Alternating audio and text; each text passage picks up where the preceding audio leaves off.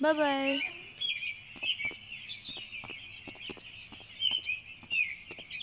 भैया कितनी देर लगा दी आपने? आपको पता है मैं कितनी बेचैन हो रही हूँ सबसे मिलने के लिए। मैं तो कब से फोन लगा रहा हूँ, तुम्हारा ही फोन बंद आ रहा है। अरे ये गिर गया सुबह, तब से काम ही नहीं कर रहा है। अच्छा चलो ना अभी। तू भी ना, चल। चलो। क्या भरा इसमें? बुक्स। चल।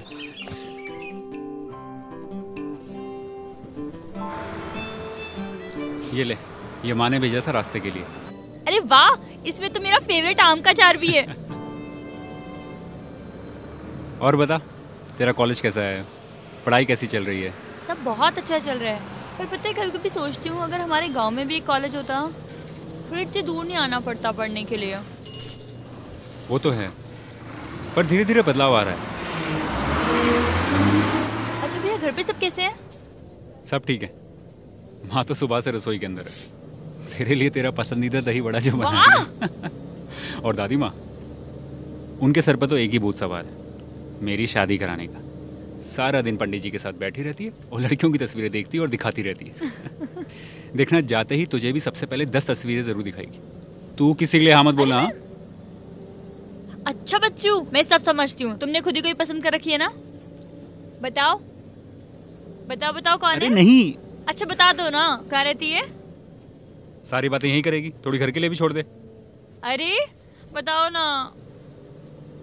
तू जानती है उसको, रोशनी नाम है उसका। रोशनी? वो मास्टर जी की बेटी, वो जो पास वाले गांव में रहती है और अभी नर्स की पढ़ाई कर रही है। हाँ वही। वो क्या सोचती है पता नहीं, और घर पर कैसे बात करूं ये भी समझ में नहीं आ रहा। तू किसी को मत बोलना। हाँ हसनपुर आ गया, चल। चलो।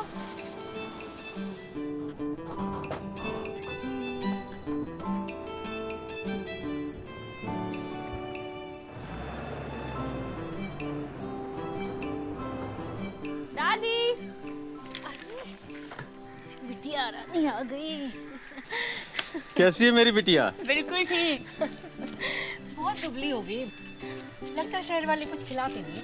अच्छा तो आज दादी क्या खिलाएगी अपनी पोती को? अरे चल अब अंदर, मैं तेरे और पीयूष के लिए खाना लगाती हूँ। अब तक तो रानी बुआ से मिल ले। क्या रानी बुआ भी यहीं पर है? पर माँ, उनकी तो डिलीवरी हुई ना कुछ दिन पहले। हाँ यही के अस्पताल में हुई है डिलीवरी। बच्चा और बुआ दोनों अपने कमरे में। अरे बेटे हाथ तो धो ले। हाँ धो लूंगी। रानी बुआ कैसे हो? मुझे किसी ने बताया नहीं कि आप आए हुए हो। कितना प्यारा है ये, बिल्कुल आप पे गया है। हाँ लेकिन इसकी आंखें देखो, बिल्कुल तुम पर गई है प्रतिभा। आपने इसका कुछ नाम सोचा? सोचा है, मैं इसको शुभम बुलाऊंगी। शुभम, बहुत ही प्यारा नाम है। माँ बनने का एहसास बहुत खास होता है ना रानी बुआ? बहुत ही खास। मैं तो सोच रखा था जन्म के पहले ही दिन से मैं अपने बच्चे के लिए वो सब कुछ करूंगी जो इसके लिए अच्छा है। बिल्कुल सही कह रहे हो आप बुआ। अगर पहले ही दिन से नींव कमजोर पड़ जाए ना तो इसका बुरा असर बच्चे के पूरे भविष्य पर पड़ता है। पर आप बिल्कुल चिंता मत करो, हम सब मिलकर अपने प्यार से शुभम का पूरा ख्याल रखेंगे, है ना शुभम? अरे प्रतिभा कैसी हो? काफी दिनों बाद। आइए बैठिए। और ओहो, और शुभम जी कैसे हैं? कैसे हैं? दूध पीता है? ज्यादा रोता है तो नहीं?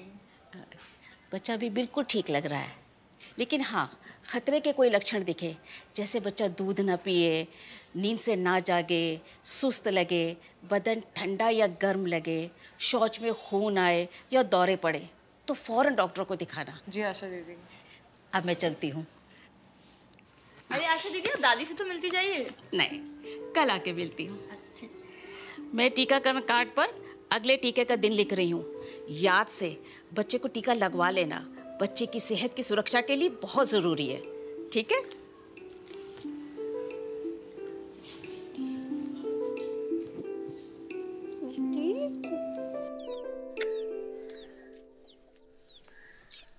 क्या कर रहे हो आप? तुझे कॉलेज के लिए कितने पैसे चाहिए? कितने भी दे दो। दादी, दादी आप क्या कर रहे हो? एक काम कर, नीचे से जाके तेल ले आ, तेरे बालों में तेल लगा देती हूँ। देख कितने रूखे लग रहे हैं तेरे बाल। हाँ शाम को दादी, भी मुझे रत्ना के घर जाना है। अरे तो बाद में चली जाना ना, मैं कौन सा रोक रही हूँ तुझे? शाम को। तुम दोनों को एक दूसरे के बिना सांस नहीं चलती क्या? अम्मा जी, दोनों बचपन की पुरानी सहेलियां जो ठहरी मिलाना उससे, हमेशा तुमको पूछती रहती है। हाँ, और तेरे जाने के बाद वो काफ़ी अकेली हो गई है, और ऊपर से पोलियो। फिर घर वालों ने उसे बाहर पढ़ने जाने भी नहीं दिया। काफ़ी उदास लगती है। अभी तो रत्ना की भाभी भी पेट से, और उसकी दादी चाहती है कि डिलीवरी घर पर ही हो। डिलीवरी घर पर ही? मम्मा इसमें तो बहुत खतरे हैं। खतरा तो है ही, पर तुम तो जानती हो ना रत्ना के परिवार को, बहुत ही पुराने ख्यालात का है। यही वजह है कि रत्ना को बचपन में टीकाकरण भी नहीं हुआ, उसकी वजह से उसे पोलियो है। नमस्ते बेटा अरे थोड़ा बैठने के। जी नमस्ते। नमस्ते बेटा। तुम्हें चिंता करने की कोई ज़रूरत नहीं, सब भगवान पे छोड़ दो। वैसे भी तुझे शहर में आराम करने का वक्त कहाँ मिलता होगा। अब जाके आराम कर ले। दादी सही कह रही है, तेरा ख्याल उन्होंने तब से रखा है जब तेरा जन्म भी नहीं हुआ था। अच्छा तो बताइए फिर क्या ख्याल रखा आप लोगों ने मेरा? तू जब पेट में थी ना, तो अम्मा जी ने मेरे खान पान और आराम का खास ख्याल रखा, ताकि आने वाला बच्चा स्वस्थ हो। मुझसे वो हमेशा कहा करती थी कि शिशु स्वस्थ सालों साल जब हो सही देखभाल। और क्या, मैं तो पूरी दुनिया से लड़ गई थी कि शिशु के नाल पे कुछ भी नहीं लगाते जब तुम दोनों भाई बहन पैदा हुए थे। कानपुर वाली चाची भी गुस्से में थी कि अम्मा जी ने उनकी बात कैसे काट दी। दादी कितनी प्यारी सी बात है, आपने हमारे लिए सबसे लड़ाई कर ली। थैंक यू दादी। अब दादी अनपढ़ है तो क्या दादी पे अंग्रेजी झाड़ेगी पगली। थैंक यू तो बनता है दीदी, आखिर 3 सबसे जरूरी बातों का खास ख्याल जो रखा आप लोगों ने। कौन सी 3 बातें? यही कि बच्चे के जन्म के पहले घंटे के अंदर उसे माँ का पहला पीला गाढ़ा दूध ही पिलाएं, जो बच्चों को बीमारियों से लड़ने की शक्ति देता है। दूसरा कि बच्चे की नाल पर कुछ ना लगाएं ताकि इन्फेक्शन ना हो। और तीसरा, बच्चे को 24 घंटे के पहले ना नहलाएं, बस सूखे साफ कपड़े से हल्के से पोंछ दे, जिससे सर्द गर्म ना हो।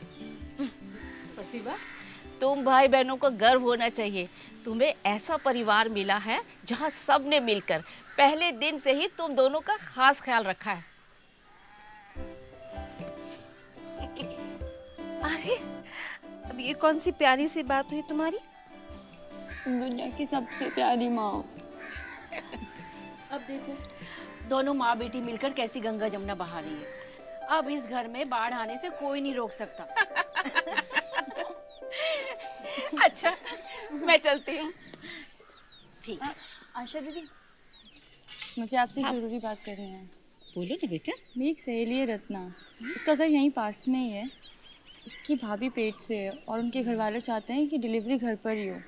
मैं जानती हूँ उन्हें, मैंने उन्हें बहुत समझाया था लेकिन वो मानते ही नहीं। आशा दीदी, एक बार मैं उनसे बात करना चाहती हूँ, आप चलोगे मेरे साथ? हाँ हाँ क्यों नहीं, कब चलना है? आज शाम को। ठीक है। प्रतिभा तू चल पहले। रत्ना।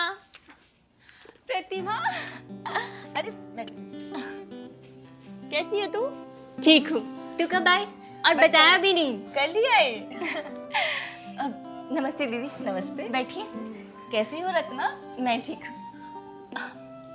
कितने दिनों बाद आई, कितनी सारी बातें करनी तुझसे। हाँ हम बहुत सारी बातें करेंगे, पर सबसे पहले हमें तुम्हारी दादी से एक बहुत जरूरी बात करनी है। हाँ हाँ क्यों नहीं। अब दादी देखिए तो कौन आया है। अरे कौन आया है? नमस्ते चाची। अरे प्रतिभा, कितने दिनों बाद देख रही हूँ बेटा। हैं? अरे शक्ल तो देख अपनी, कैसी सूख गई है। बता क्या खाएगी? बैठो ना दादी। बैठ बैठ, तू, मैं इधर बैठती हूँ बेटा। बता क्या खाएगी? दादी अब मैं कुछ तभी खाऊंगी पीऊंगी जब आप मेरी एक प्यारी सी बात मानोगी। हाँ तो बोल ना बेटी, मानूंगी काहे नहीं। दादी मैंने सुना है भाभी पेट से, और आपने उनकी डिलीवरी घर पे ही कराने की सोची है। अरे तो इसमें अस्पताल जाने वाली कौन सी बात है? हैं? अरे डिलीवरी कोई बीमारी थोड़े ही है जो अस्पताल लेके जाएंगे डॉक्टर के पास। पर चाची आपको याद है ना, आपकी बड़ी बेटी के बच्चा होने के समय कितनी परेशानियां आई थी। घर पर डिलीवरी की वजह से ही बच्चा खोना पड़ा था। अरे वो तो जो किस्मत में लिखा था सो होना ही था। नहीं दादी, ये किस्मत की बात नहीं है।